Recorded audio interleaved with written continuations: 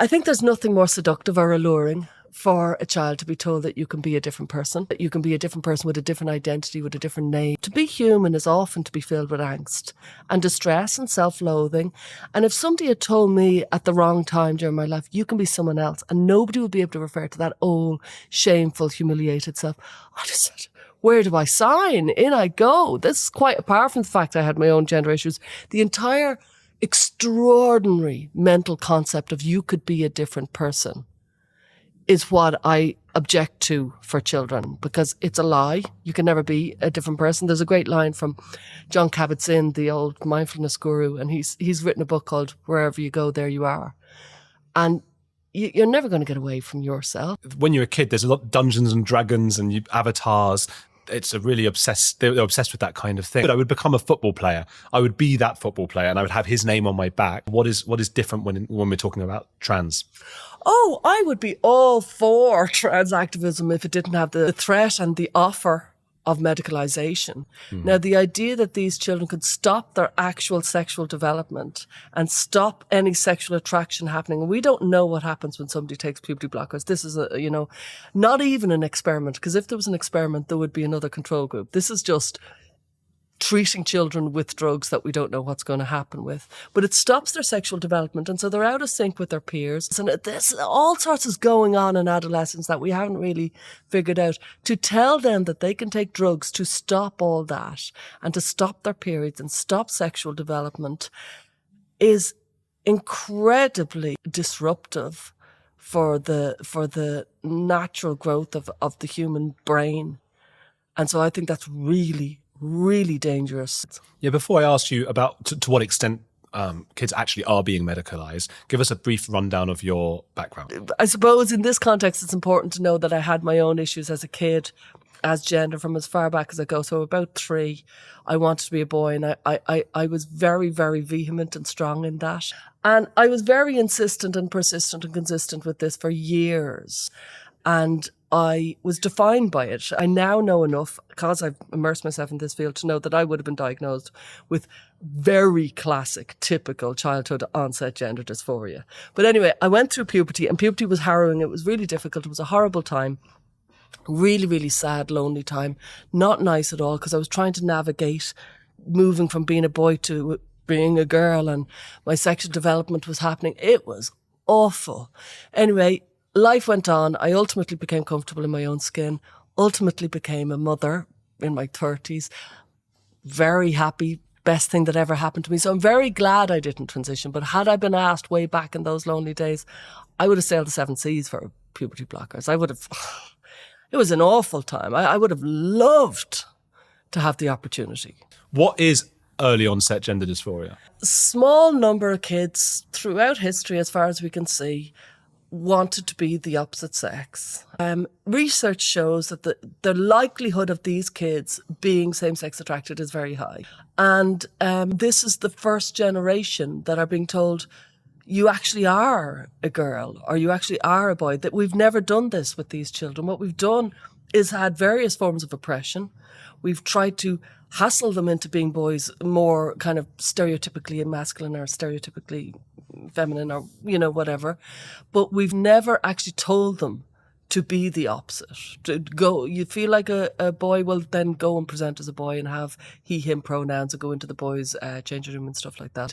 An important part of early onset gender dysphoria is the whole town knows it. When they are young, like me, 3 or 4, they're just coming into consciousness and they think, I want to be that. And they're kind of almost, they feel omnipotent enough to think that they could be, that pure force of will make them be perceived. It's very childlike, And generally the whole town knows about it. There's no self-consciousness. They are just proclaiming it.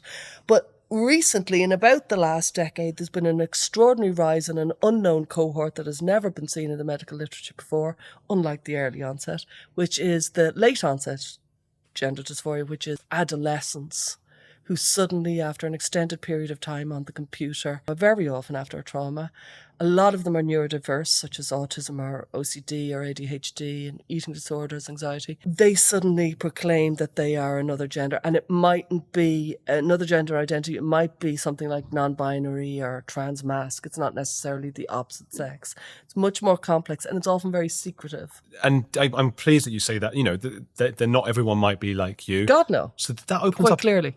It opens up a philosophical question then. If 50% are girls like you and 50% are girls who would be much better if they were made into boys, what the hell do we do? Well, can we go there? Yeah. So if you're a girl, right, like me, and if you go through female puberty, honestly, the impact of it is kind of minimal insofar as you will still be able to have children in the future if you go through puberty.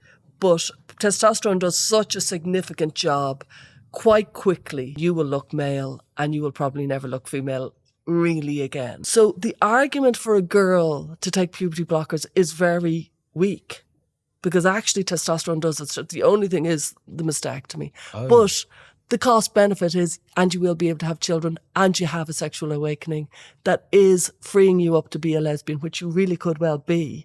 So I would say that you put the pros and cons on a sheet and anybody would say, well, obviously you should go through the sexual awakening to find out where you might land afterwards. So I think the female argument just is knocked out of the park.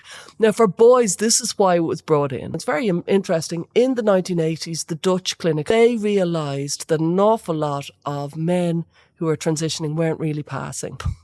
They also realised that a lot of these trans people were not happy. And they put the two and two together and they decided that the not passing was very relevant to them not being happy. Why don't we stop their puberty, stop the Adam's apple, make sure they pass, and then they'll go on to live happy lives. And so they had an experiment. It was a very bad experiment because they didn't have a control group. And they took 70 kids and these kids all had early onset, like me, you know what I mean? They had been since children. They had passed quite stringent criteria to get into this study and they gave them puberty blockers. And it's interesting, that 70 kids was reduced to 55. 15 of them pulled out. Okay. And it's like, what happened to those 15? Some of them got diabetes, some of them got some sort of obesity. It didn't go well for them, that 15. It's boys and girls. Boys and girls. Mm-hmm. And then there was 55 left in the study. So they had, let's say, puberty blockers at an early age. Then they had testosterone or estrogen, depending on their, and then they had genital surgery or mastectomies at, let's say, 18 or 19. And then they followed up. It wasn't long after. It was about a year and a half after their genital surgery. They were asked, how are they? And they all said they were very happy. And I'm like, yeah, they were 21, 22. What the hell? They'd only started out. What we needed was a long term. And how are you when you're 25 and 30 and 35? And how's it going for you not having kids at 35? How's it going for you with your sex life? But one of those children died as a result of the surgical interventions. If one person died out of 55 kids or 70 kids, close up it's over. Close up the study. Not a chance with that. Pass muster. It's just that's a dreadful, tragic, absolute death of a study if somebody tragically dies as a result of the interventions. But they didn't. They kept going. They haven't followed up. They make noises about following up about these kids, but there's very little follow-up, and the world has taken on this experiment. So we are starting to see the results of it because we're seeing detransitioners and we're seeing people who say, I had puberty blockers as a kid. Okay, some are detransitioning, but we don't seem to, unless you'll tell me I'm mistaken, have the evidence that this is making them unhappy. We don't have evidence about anything, but we do have protocols with medical practices. And least invasive first is pretty well established as a medical protocol. If you go into the doctor with a raging headache tomorrow, they don't operate on your brain. You know what I mean? What they do is least invasive first. Well, first of all, try this, then try that, then try that. And it's very, very far down the line before they will go into an irreversible intervention. So I'm not calling for a stop on everything. I'm calling for established medical practices. It's egregious to give children puberty blockers. I think it's just, okay. I think where would the evidence be? I don't care. It's just such an authoritarian, high-handed thing to do to children. We have well established you don't divert children from their development, because it's just so godlike to say, I will stop your sexual development. We've never done it before. It's too experimental. And I think, no, I'm just against it. Andrew Gould's podcast is Heretics, and Stella O'Malley's podcast is Gender: A Wider Lens, and that's her book, When Kids Say They're Trans.